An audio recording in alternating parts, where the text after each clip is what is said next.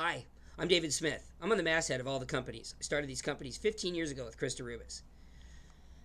There's nobody on the planet with more experience in selling art, and especially this art. I know it inside and out. I know how a sale works in the gallery. I've compiled a very short set of videos for you to watch, and this is for the most basic startup of sales. It'll help you in any type of sales. Jeffrey is a great trainer for those sales. In fact, the Little Red Book of Selling is one of the greatest books ever for sales. This was the top seller and the fastest seller of all time. But for art, I'm the expert on this, and so I'm going to be bouncing back and forth in this, touching up on what he says, but gearing it towards the art sales of this. If you learn these little steps here, you're going to sell art and you're going to have a nice career. If you're a newbie, these are important. You need to learn these inside and out. So watch these videos multiple times.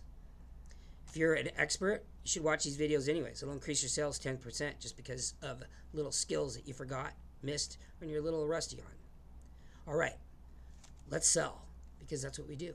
Ready, set, go.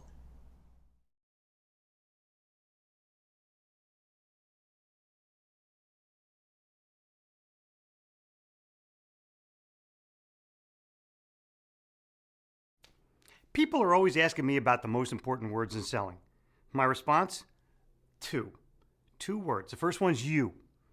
The customer buys you first. The first sale that's made is the salesperson. The first sale that's made is you. It all begins with most important person in the world, you. Once you recognize you, then you can understand the second most important word. The word is why. Dress for success. You don't work at a comic book store. You think anybody at Lamborghini walks around with sandals on? No. You don't need to be in a suit and tie, but you should look professional, sharp, well-groomed, smelling nice, and definitely closed-toe shoes. Nobody likes toes. Next, you need to know your stuff. How can you be believed if you don't have answers? Well, if the answers are on the palm of your hand, it makes it really simple. Otherwise, you're going to be running around looking for it or asking for it. Look them in the eye. When you look someone in the eye, you're interested. Make sure you show that you're listening. When you listen to them, repeat what they say at a later time. It shows you care and you hear them. And lastly, learn. Listen to those with more experience, especially proven experience. Some will give advice, others give knowledge. When knowledge is given, you should listen to that knowledge because it's been passed down. You can always modify it. You're there to help people. You're there to provide answers. You're there to provide value. You're there to learn your best and do your best. The second part of why is why them? What's in it for them? How do they value? How do they benefit? And why should they buy from you? Which leads you to the third part of why. Why ask? And you could even say, why ask why? But if you don't master the power of asking questions, you'll never understand the element of engagement. The two most important words are you and why. If you master them, not only will you master your sales, you'll master your checkbook. How to sell? Well, that starts with two things: knowledge and tools. If you're an extremely knowledgeable home builder and you have the best tools, you're going to build the best house. I don't care how much knowledge you have, if you don't have great tools, you're going to build a crap house. If you have awesome tools and no knowledge, you're still going to build a house that sucks.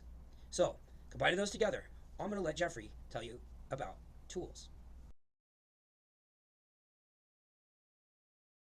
Hi, my name is Jeffrey Gitomer. You may know me as the author of the Little Red Book of Selling, best-selling sales book of all time, or the Little Gold Book of Yes Attitude. Everyone has heard stories about the elephant in the room or not recognizing the elephant in the room. Personally, I've lived my life in sales going the opposite way. I don't teach how to sell, rather, I teach why people buy. So it's fitting for me to share with you that the biggest overlooked element in the history of selling is the elephant that is not in the room: artificial intelligence. Your ability to get real-world sales intelligence before, during, and after the sale.